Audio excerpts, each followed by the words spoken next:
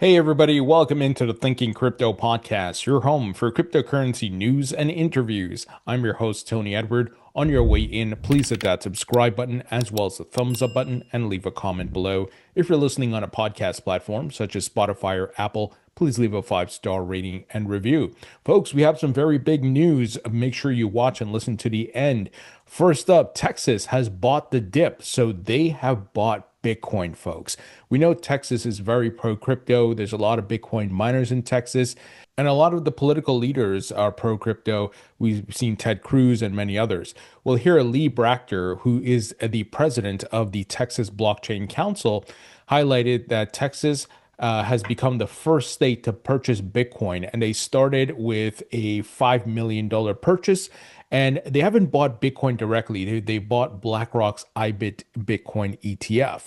And they have $10 million allocated to the investment, but have started with $5 million. And their first purchase was on November 20th. And the approximate cost basis is about $87,000. So they pretty much bought the dip here. So this is very bullish, folks. We've often talked about game theory playing out. It takes one domino to fall and the others start to follow suit. We've seen many different states establish strategic Bitcoin reserves. We have to see how they go about purchasing it. One way is the ETF. It's a very safe and fast way for them to do it. But eventually some could, actually physically having the coins. But, I think that's going to be a bit harder, especially as certain regulations are not in place yet. But the ETFs make it easy. But folks, don't miss how big this is. A state in the United States has purchased Bitcoin. I mean, wow, right? Lee did say here that Texas will eventually self-custody Bitcoin, but right now they are going with the ETF route. So very bullish news. Here's some more bullish news. Klarna, which is a fintech firm, has entered crypto with a new USD stablecoin built on Stripe's Tempo chain. There's a lot of major takeaways here. First, we continue to see banks and major financial institutions around the globe entering crypto, whether it be tokenization, stablecoins, launching crypto trading or custody. And second, Stripe is really out there pushing their blockchain and trying to get people to build their own stablecoin and much more. So payments company Klarna has launched a stablecoin, becoming the first digital bank to issue a token on Tempo, the new Layer 1 blockchain developed by Stripe and Paradigm. According to Tuesday's announcement, the new stablecoin is pegged to the US dollar and is currently live on Tempo's testnet, with an upcoming mainnet launch set for 2026. Called Klarna USD, the stablecoin was built by Bridge, a stablecoin infrastructure provider also owned by Stripe. Many of you may recall when Stripe acquired Bridge, I think it was for like $1 billion or something like that. The move expands Klarna's long-standing payments partnership with Stripe across its 26 global markets. Here's a quote. Crypto is finally at a stage where it is fast, low cost, secure, and built for scale. This is the beginning of Klarna in crypto, said the company's CEO, Sebastian. Boy, I am not going to try to pronounce his last name. It is really hard to pronounce. But anyway, big statements here, right? This is just the beginning of Klarna in crypto. So once again, they're going to build their own stable coins or use stable coins, launch crypto trading and custody. They're going to do tokenization, use blockchain internally for certain transactions. This is the future, folks. All the major fintech firms, whether it be on Wall Street or in Hong Kong or wherever, they are all going to do this, and all the banks and much more. It is very bullish. So this is why you want to have a macro view on this market, guys. These things are being built out. A lot of these things have not been priced in yet, and they will be in future bull markets. In this bull market, I still believe we're in a bull market now. I know a lot of people are going to hate on me, they get emotional, but I'm just saying, based on the macro with the Fed ending QT soon, all these different things that are on the horizon, which we've covered a lot, I think are still strong signals that we are still in a bull market. Now, acting CFTC chair seeks CEO for Innovation Council citing crypto. So this is acting chair Caroline Pham, and she has called for nominations of CEOs to fill seats on a council to discuss policies, including those related to digital assets. In a Tuesday notice, FAM said the CFTC would be accepting submissions until December 8th for a CEO Innovation Council, referencing the regulator's previous efforts to regulate digital assets, including its Crypto Sprint initiative, a crypto industry forum, and Congress's progress with a market structure bill. The acting chair said the council would focus on the CFTC's expanded mission over crypto and prediction markets. This is really great. This is what you want to see the regulators do. They're engaging with the industry, they're bringing in the leaders of the respective industry, having roundtables, having discussions, having councils about innovation and how things can be better put into place, the proper rules and regulations, so that the regulator is not stifling innovation, but there's a balance. You're protecting consumers, but you're allowing innovation to flourish. Here's a quote: "The CFTC stands ready to carry out our mission over expanded markets and products, including crypto and digital assets, and ensure our markets remain vibrant and resilient while protecting all participants," said Pham. In order to hit the ground running, it is critical that the CFTC drives public engagement with the support of expert industry leaders and visionaries who are building the future.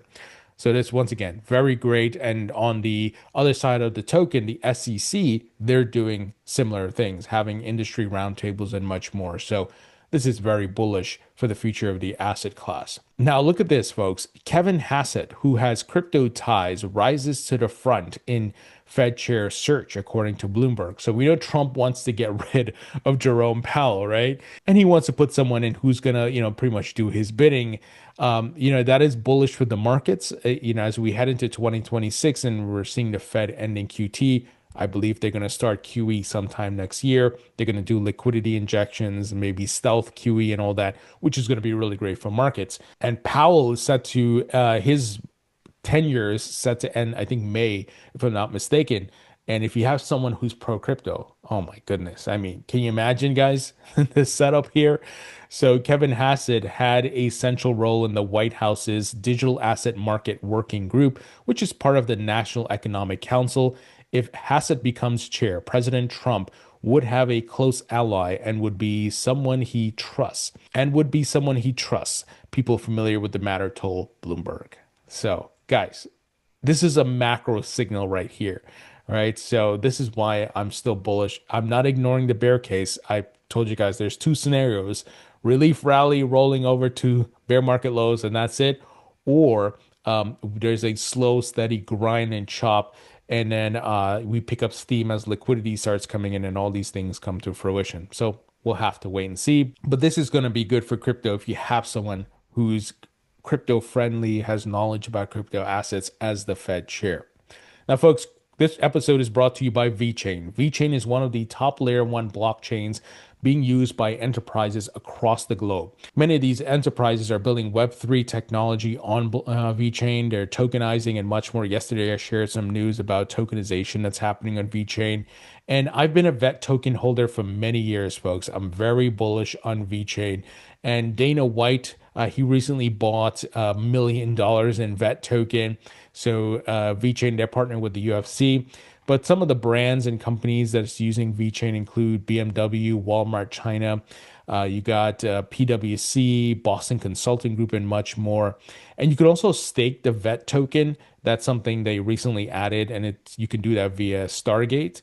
And some of the great benefits of the VeChain blockchain includes it's scalable, secure, fast, compliant, and purpose-led. So lots happening in this ecosystem, guys. They're doing a lot of cool things with reward tokens and much more. So if you'd like to learn more, go to vchain.org. Link will be in the description. Now, folks, Paxos, the stablecoin issuer, has acquired Fortify to power stablecoin tokenization infrastructure. So Paxos, they've helped, for example, PayPal launch PYUSD and many other issuers. So the details here is that Paxos said the deal brings its regulated custody infrastructure together with Fortify's multi-party computation wallet technology and decentralized finance integrations, providing institutions with a single platform to issue stablecoins, tokenize assets, and manage on-chain transactions. So you can clearly see the infrastructure being built here to help the different institutions around the globe be able to build on blockchain. And that, like I said, guys, that's the direction the puck is heading in. We know we're headed to the token economy. Everything will be tokenized, all the assets. And there will be 24/7, 365-day markets. No more opening and closing bell. No more nights and weekends and all that stuff. No more holidays. Markets will be trading 24/7. So while transaction terms were not disclosed in today's announcement, a Paxos spokesperson told Fortune the deal was worth more than $100 million. So everybody's building, guys. It's exciting to see what's happening. A lot of companies are, merging. There's acquisitions, there's big expansions, and it's amazing. So, founded in 2021, Fortify developed one of the first institutional MPC wallets built for DeFi, incorporating governance features that enable companies to authorize and sign on chain transactions. The startup will continue to operate independently for now, with Paxos planning to integrate its technology into its broader infrastructure over time. Now, moving ahead, MoonPay secures New York Trust Charter, expands regulated services. Now, I just interviewed the president of MoonPay. That interview has not been published yet. It will be over the next week and a half or so. We had a really great conversation. MoonPay is doing a lot of big things, and getting this license is a big win for them. So, cryptocurrency payments company MoonPay said it would expand its offering of regulated services after being granted a trust charter by New York's Department of Financial Services, the NYDFS. In a Tuesday notice, MoonPay said New York's financial regulator had granted the company a trust charter. The regulatory approval will allow the payments company to provide crypto custody and over-the-counter trading services in New York. This is big. New York is a big market. A lot of obviously Wall Street, a lot of the banks here, and it's really hard to get licenses. Sometimes people ask, why are certain services from exchanges or other crypto platforms not available in New York? Because you got the regulator, holding up the line here. You got the BIT license, you got the trust charter, but getting these licenses is a huge win because they do take a long time. MoonPay co-founder and CEO Ivan Soto Wright said the approval would allow the company to deepen relationships with global financial institutions and expand its existing regulated services. The payments company secured a BIT license from the NYDFS in June. Big win here for MoonPay, folks. And once again, the infrastructure being set up here, the pipeline being set up here for mass adoption. Now look at this, 21 Shares taps Standard Chartered for custody as TradFi tightens grip on crypto. Now 21 Shares, I recently interviewed the founder, Ophelia Snyder, and I interviewed her at Chainlink SmartCon event. So if you haven't seen that interview, check it out.